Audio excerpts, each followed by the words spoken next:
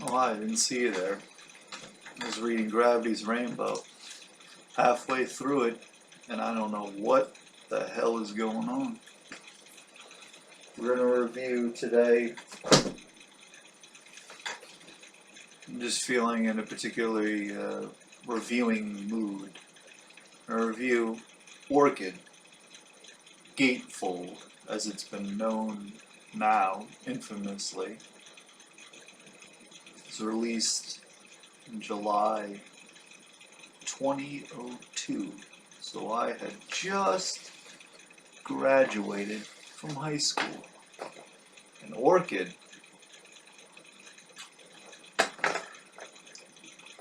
was a particularly popular band, and they got unfortunately labeled with that catch-all term of screamo,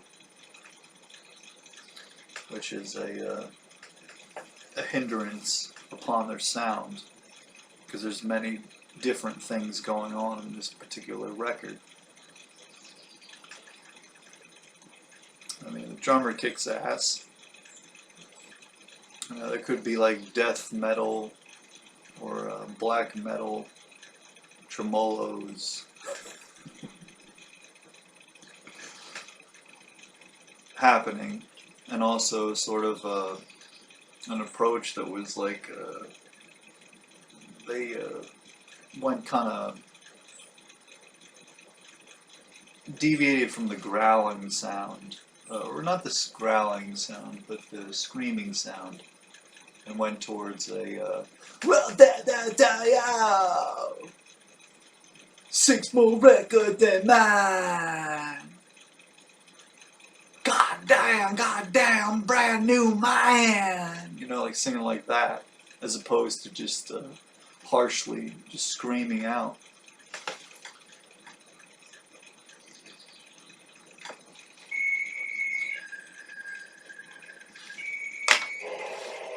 So, this was a popular band amongst females and girls I knew in high school. And a former lover of mine turned me on to this type of music. Whether it be through Sass, You and I, New Jersey-based stuff, Helen of Troy, Hot Cross, A New Set of Lungs, that was a big one. Cryonics, Joshua Fit for Battle, you know, the list goes on. You know, Neil Perry, Wolves, that's in a spectacular EP. But Orchid was the one that was cherished the most amongst many of the scene kids that I hung around with. That had the bangs in the eyes, sweater, and then the collared shirt coming up above it, and really tight jeans, denim, and then of course Vans at Converse. But I was turned on to Orchid by the song Epilogue of a Car Crash and New Jersey vs. Valhalla. And both these songs resonated extremely with me. And so I got this particular album, you know, Dance Tonight, Revolution Tomorrow, Chaos is me, you know, Chaos ain't me. You know, 2 albums packed on one CD. You know, they don't sell this in Hot Topic. Well, the ideology they do, but they don't sell the CD. I learned of many things through Orchid, actually, because it's a very they were a manifesto kind of driven band, an ideological band. Here we go. If you want the capsule of what is hip and leftist politics, far left, then you go to this. This has the ideology mapped out, right down to the names of the people you should read about, to the freeness and rock and roll, sex in the streets, feeling. It's all here. But I learned about things like, say, the Frankfurt School through Orchid. Anna Karenina, you know, famous French actress. A lot of things that are French I learned through Orchid. I went through my Jean-Luc Godard phase, Goldard, you know, I got Breathless, Band Apart, Famous Femme, you know, Alphaville. These things I have to credit to Orchid. And with this record here, what I just showed you, that was more harsh. And in a subversive tactic, the vocals changed to a more like, I don't know what I want to call it. It was very trendy at the time. I know that American Nightmare, for instance, Give Up the Ghost, as known now through Cold Cave. Excuse me. Changed up the vocals completely. American Nightmare background music, and the EPs before it, the wonderful submission, growling from the gut, and kind of rawr, yelling, and then changed it up completely to doing this sort of like California kind of vocal delivery. I don't know what it was, but a lot of hardcore bands did this. It was a very trendy thing, like in the early to mid millennia. They've known the house once for you. You know, they started singing like that, like La Save Fe. You know, who else? Let It Burn in New Jersey was doing that. I don't know if they preceded American Nightmare or even weren't engaged with that, but American Nightmare is a big band. But we're getting off topic. The vocals were changed to that sort of delivery, and this album indicates that. 2002. So it is, in my opinion, the best Orchid album. The best. Fluid, experimental, they were going every which way. I mean, indicated also by like the last song impersonating Martin Rev, man, you know, like the Suicide, you know, they have that little blanket of white noise, and dare not even sing over it because he's not a la Vega, you know. So this point blankly, you know, I'll get back to the leftist ideology in a second here, the hot topic. But this is the most fluid record that they made, and it's the last one, the final one. And Will Orchid would go on to produce many other ventures and be a very big influence within the punk scene, hardcore scene. He produced things like, say, Red Reaction and what is it? The City Hunter, Deep Blood album with the slasher on the cover, which has been now a cult classic. And good luck if you're trying to get that album, like the physical copy. Forget about it. Just like a lot of laughable things about hardcore is that it just gets to be very expensive. one and done, you know. And then I guess that comes to all collectability and all kinds of genres. But back to this album, you know, there's just so many quotables. Tigers came to mind as I was walking outside a little while ago. You know, I kiss the girls that speak Marcusa, and I kiss the boys that speak Foucault.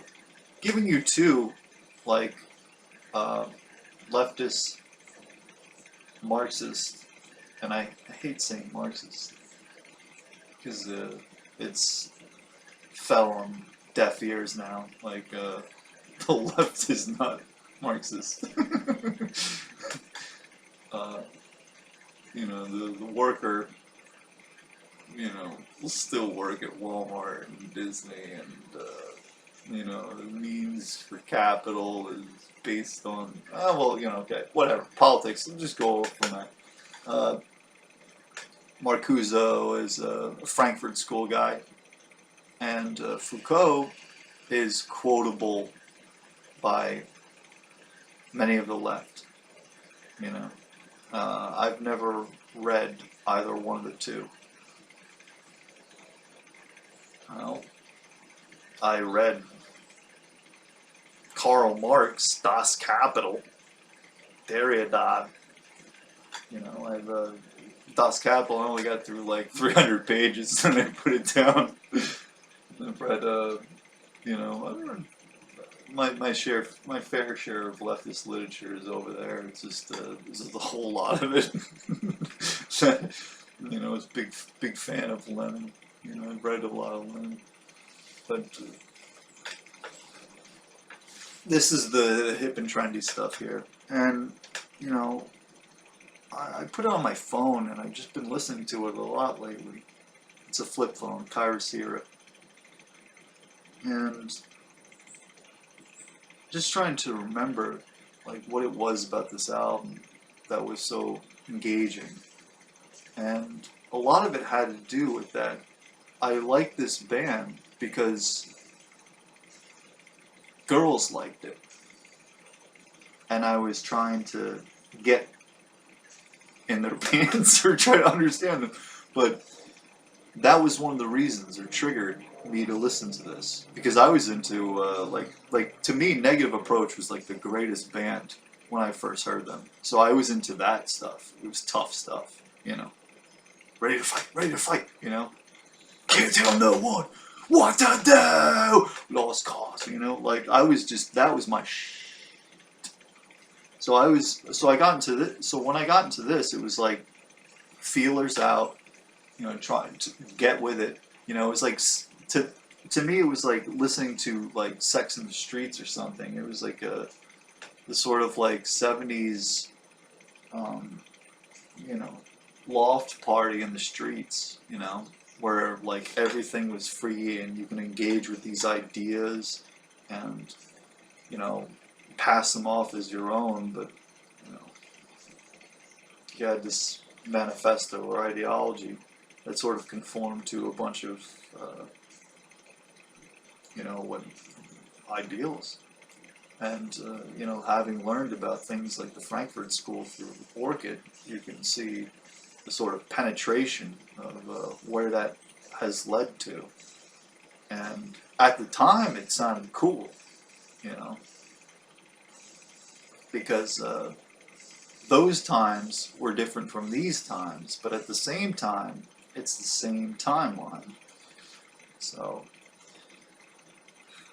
I listen to this and I really get into it. There's just these moments of,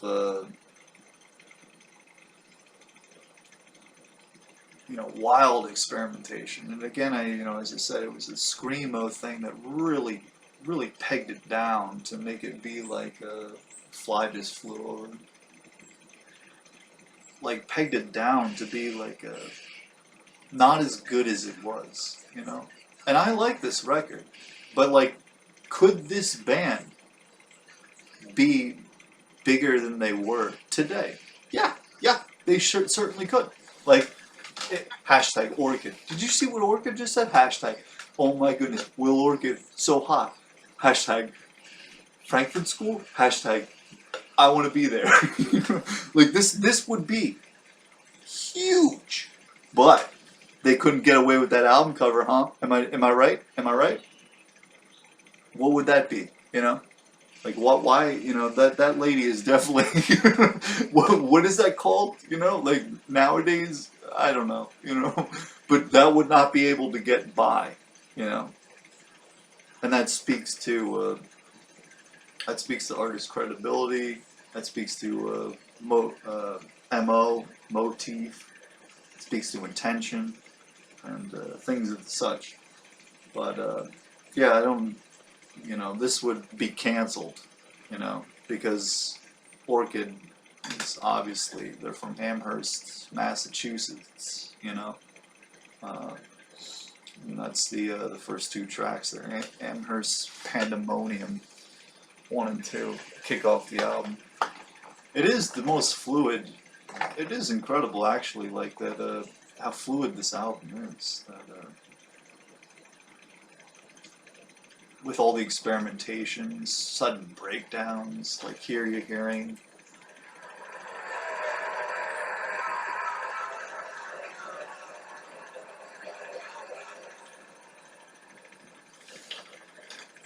You know, my favorite tracks are. And I also learned about Annis and Nin through Orchid, actually, too. So, you know, these things, they came at like a, you know, they, you know, when you're into that sort of thing, when like a hardcore punk band had an ideology and could somehow, like, you know, manifest it into music, it was just incredible. I always admired that. My favorite tracks, though, are Loft Party, Chaos Ain't Me, Fashion Meets Passion,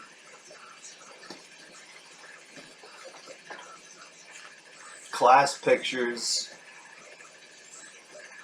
Trail of the Unknown Body instrumental, which feels like you're in a basement in the 90s, like listening, or at Elks Lodge, you know, like listening to this band, this unknown band just play. And it's very comforting because I grew up with that sort of sound going to those type of shows. Obviously, Annis Nin by the Numbers. I love that track. You know, I sweat every time you smoke. That's what we're hearing right now. Sweat every time you smoke. I sweat every time you smoke. And if you've never read Annis Nin, well, then you don't know what he's talking about.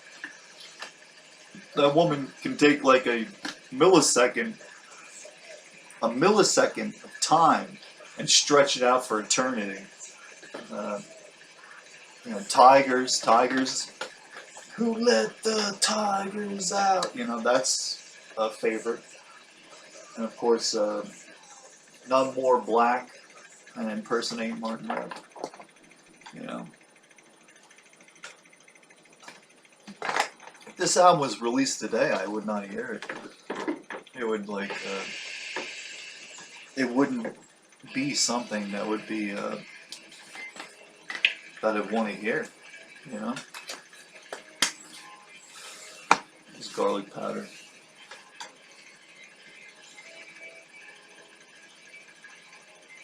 But it was an accurate study, formulation of these ideas that have become sort of almost inherent and secondary to how a leftist is. Like, very stereotypical, you know, all of these things. That's why I said earlier is that this is like a hotbed manifesto of just that. Far leftist politics, which is obviously, you know, you had the argument back, you know, a decade ago, and even then, you take the Che Guevara shirts, you know, and now it is just as that, you know, no names, but like like what is it to be a what is the left? What is the leftist? You know, this album pretty much discusses all of the core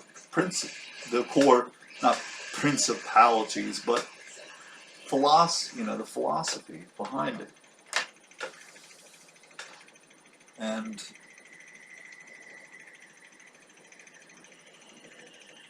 I'm simultaneously intrigued, and I feel a bit of, I don't want to use that word, cringe, you know. It's a great record, though. Great record. Vastly underrated. I think that they had perhaps more of an influence than is noted.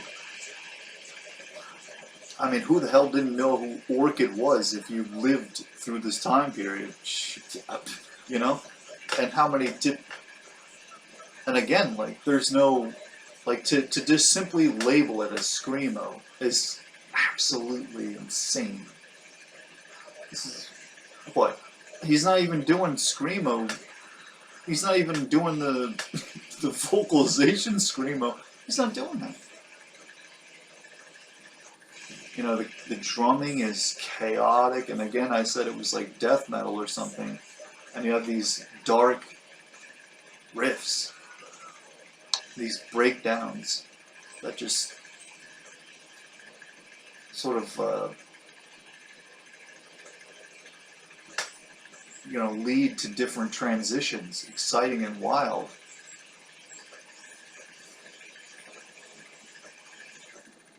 So I'm, this record though, it lays the blueprint down for a certain kind of ideology.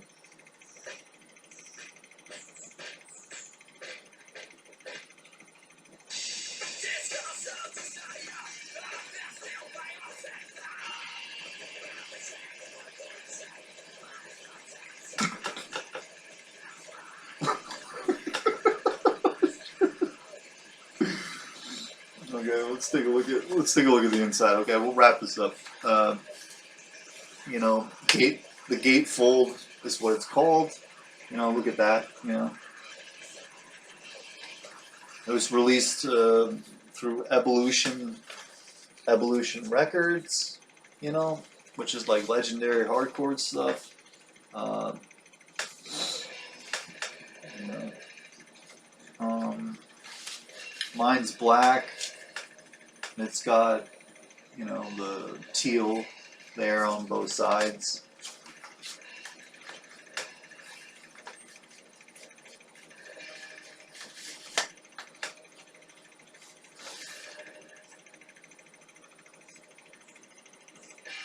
You know, let's do a little bit of lyrics here. The old God is dead. The old God is dead. Goddamn, brand new man. I already said that. We got it. You want it. Yeah, a lot of like gender blending too. You know, my boyfriend lives in Brooklyn and it fits just right. Too tight. We love prison. Got time to learn discipline. We all need a little penetration. You know, again, the gender blurring.